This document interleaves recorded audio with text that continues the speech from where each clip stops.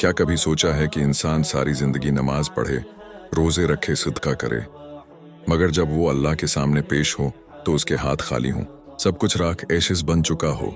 ये कोई कहानी नहीं है, ये वो हकीकत है जिसे हम शर्क कहते हैं। और डरने की बात यह नहीं कि हम मूर्तियों की पूजा करते हैं, डरने की बात यह है कि शर्क इतना खामोश है, जैसे काली रात में काले पत्थर पर एक काली चीवंटी एंट के चलने की आवाज। आज हम उसे छिपे हुए शर्क को बेनकाब करेंगे जो हमारे दिलों में घर बना चुका है।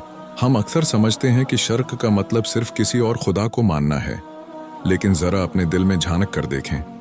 जब मुश्किल आती है तो सबसे पहले ख्याल किसका आता है? अल्लाह का या अपनी पॉकेट में पड़े पैसे का? जब बीमार होते हैं तो उम्मीद किस पर होती है? शफा देने वाले रब पर या उस डॉक्टर की दवाई पर? हम जबान से तो कहते हैं ला ला ला अल्लाह, मगर दिल कहता है अगर ये जॉब चली गई तो मैं भूखा मर जाऊंगा, अगर फुल्ला सिफारिश न मिली तो मेरा काम रख जाएगा। ये जो इसहारों पर हद से ज्यादा यकीन है ना, यही वो बारीक लकीर है जहां बंदा अपने रब को छोड़कर मखलूक का महताज बन जाता है। और यही वो बेचैनी है जो हमें अंदर से खा रही है। अल्लाह कुरान में फरमाता है कि वो हर गुनाह माफ कर सकता है सिवाय शर्क के।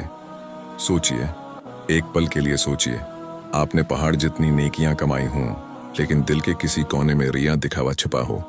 आपने नमाज पढ़ी ताकि लोग कहीं बड़ा नमाजी है, आपने मदद की ताकि लोग कहीं बड़ा सुखी है। ये भी शर्क है, उसे शर्की असगर कहते हैं। और ये दीमक टर्माइट की तरह हमारे अमाल को खा जाता है। क्या आज हमारे दिल साफ हैं, या हम भी लोगों की वाह वाह और दुनिया की वक्ती ताकत से डर कर अपने ईमान का सौदा कर रहे हैं? जब इंसान अल्लाह के सिवा किसी और से डरता है या किसी और से उम्मीद लगाता है तो वो आज़ाद नहीं रहता, वो गुलाम बन जाता है।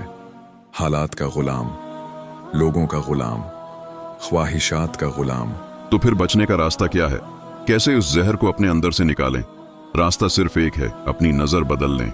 जब भी कोई नामत मिले तो जरिया सोर्स मत देखें, देने वाले को देखें। अगर दवा से शफा मिले तो कहीं मेरे अल्लाह ने उस दवा में असर डाला। अगर बॉस सैलरी बढ़ा दे तो कहीं मेरे अल्लाह ने उसके दिल में बात डाली।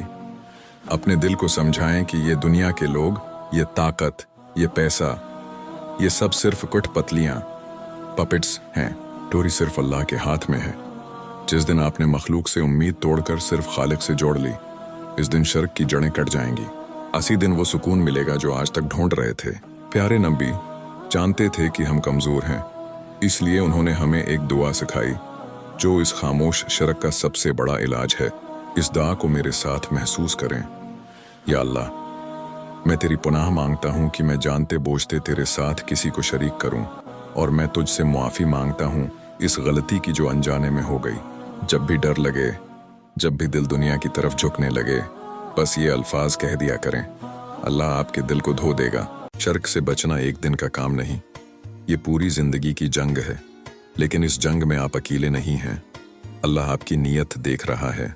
अगर आज की बात ने आपके दिल पर दस्तक दी है तो अपने आप से वादा करें कि आज से उम्मीद सिर्फ अल्लाह से होगी।